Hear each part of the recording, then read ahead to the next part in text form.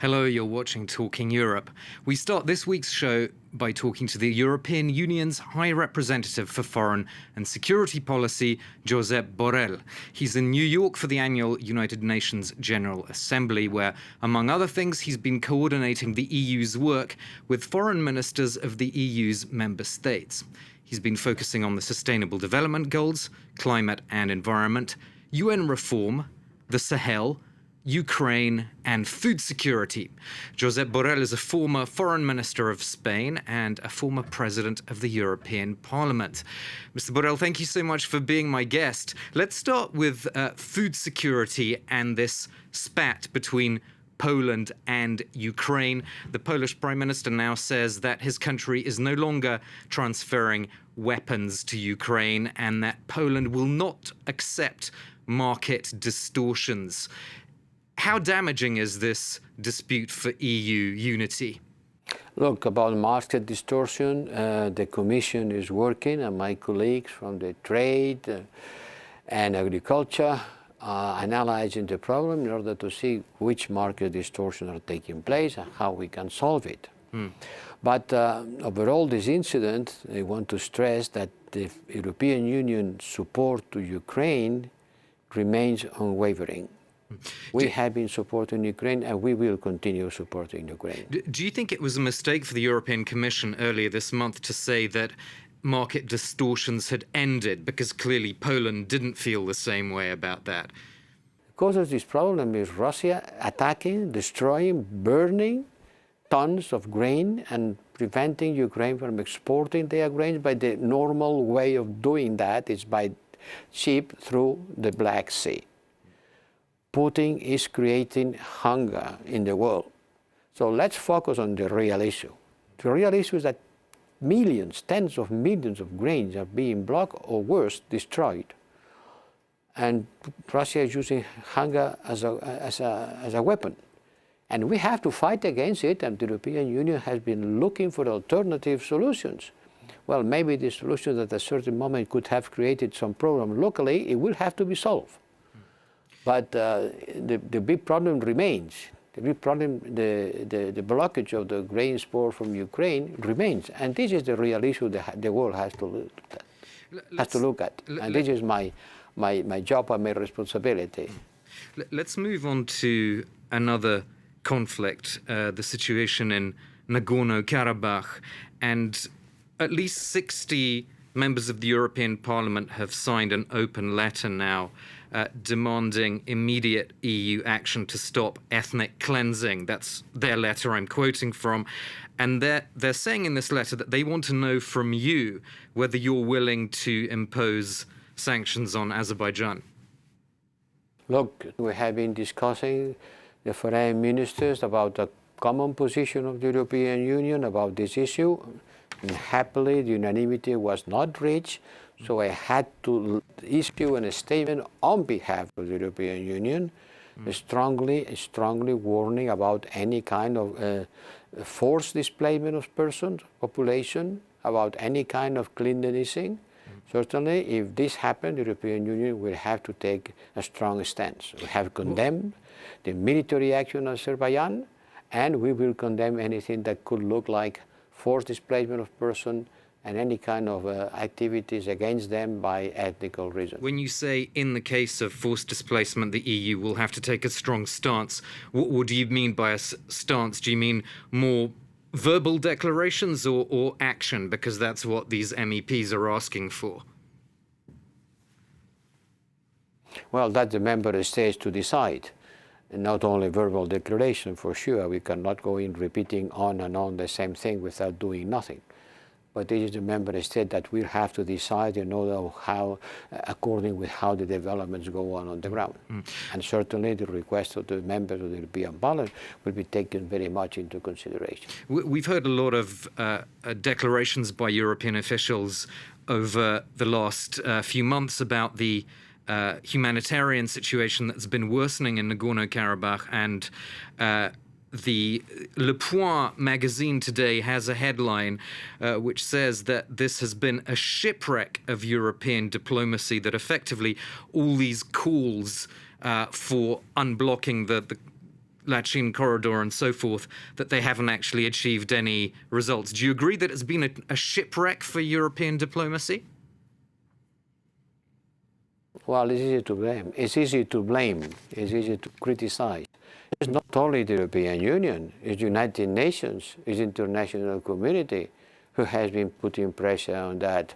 On the last week, I've been in phone talks with the Azerbaijanese minister, and it was almost agreed that apart from the Lachin corridor, another corridor coming from Azerbaijan was going to be open. And it was open for some hours before the starting of the military action. Let's move on to some other issues, Mr. Borrell. You've said at the UN General Assembly that it's time to reevaluate your strategy in the Sahel. You've spent 600 million euros, or the EU, I should say, has spent that on civilian and military missions in the Sahel over the last 10 years. And yet what you've seen, in a sense, for that investment is a string of military coups. So when you say re-evaluation, is that a euphemism for failure? You are looking for failures all the time. Look, certainly the situation in the Sahel has not improved. By the contrary, it has been a less capacity of influence the events due to a series of military coups and more Russia presence. And one thing has to do with the other, for sure. Now the Wagner companies are becoming the Praetorian Guard of the military dictators in Africa.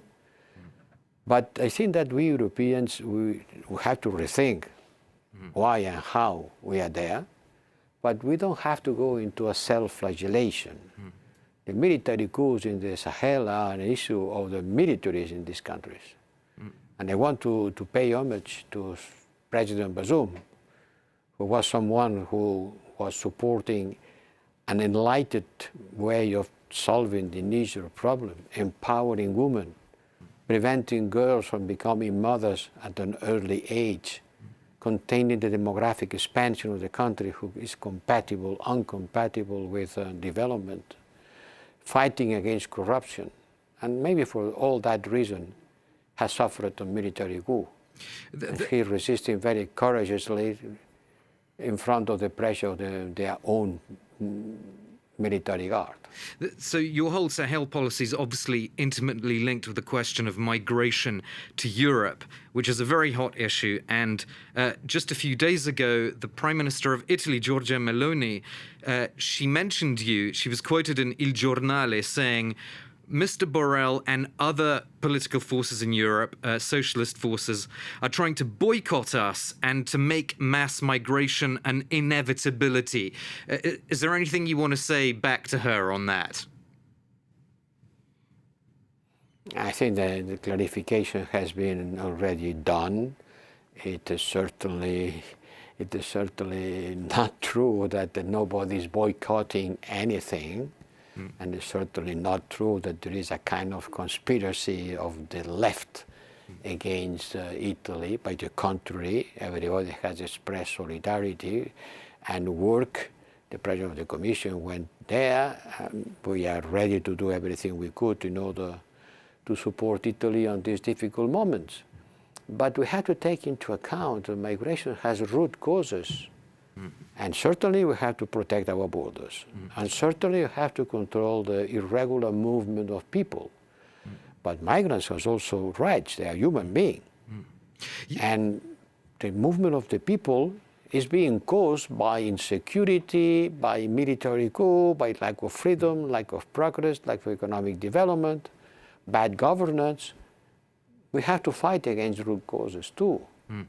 You've expressed concern about how the EU-Tunisia deal was reached.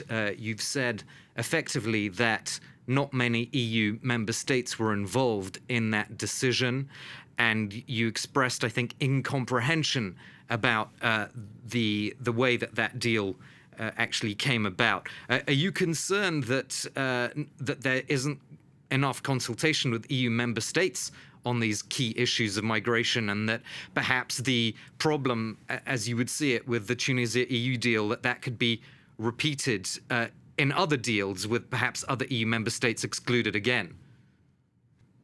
Well, certainly, it's not a secret. Member states, many of them were concerned by the way this deal was done. It has been said, it's completely useless to repeat it again. And the purpose of this discussion was about to try to prevent the next agreements of this kind with other countries could overcome these difficulties and these loopholes. Okay, we're running out of time, but I'd like to thank you very much, Mr. Borrell, for being my guest on Talking Europe. Josep Borrell, the EU's High Representative for Foreign and Security Policy and the head of the European Union's External Action Service. That's its diplomatic branch. Join me in a few seconds for part 2 of this debate on the EU's visibility or lack of it in Africa. I'll be with a panel of MEPs from Strasbourg. That's coming up shortly.